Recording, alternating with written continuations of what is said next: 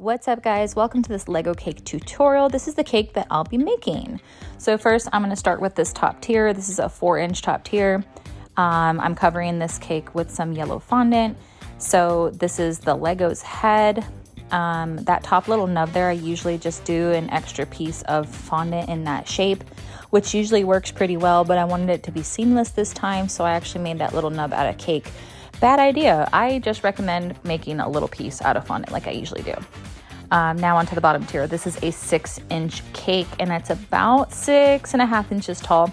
I'm covering it in some red fondant, and you can see here I'm adhering it all over the cake except for there's a bunched up area, and I'll show you why.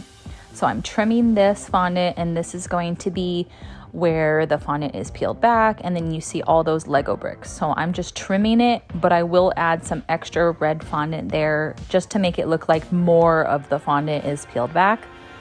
So I just tuck in a few pieces of red fondant, as you can see that I'm doing here. I just made sure it was the same size, and then I add a little bit of my edible glue and stick it together, and then I just roll it. And you'll see on this side as well, I'm adding my edible glue and I'm adding the red piece of fondant, and then I'm just kind of rolling it. And same thing with the top. I didn't like how that little top piece looked there, so I'm adding an extra piece of fondant. I'm gluing it with my edible glue and then rolling it upwards. And this just makes it look like your fondant was peeled back, the cake is opening, and like the entire cake is made out of Lego bricks, right?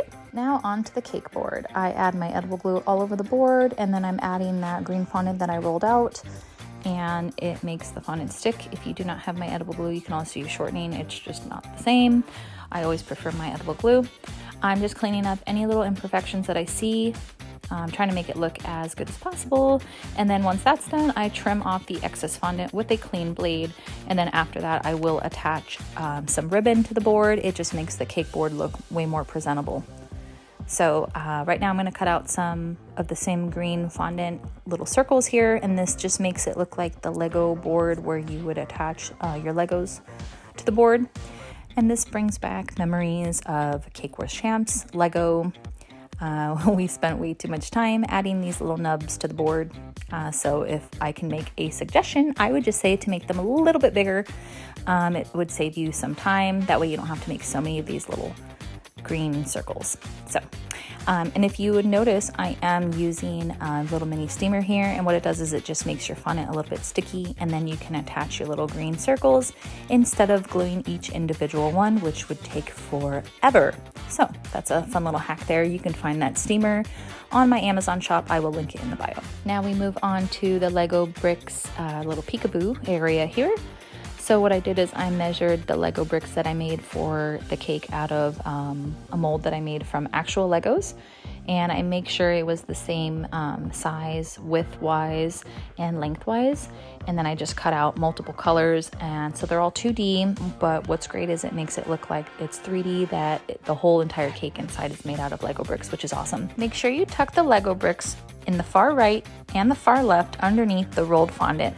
It just makes it look like the whole thing is made out of Lego bricks.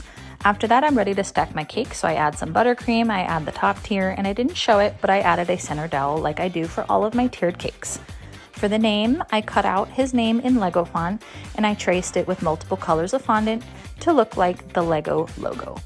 For the face, I added some black fondant, which I cut out of some circle cutters, and for the eyebrows and mouth, I did 2 circle cutters to make a crescent shape.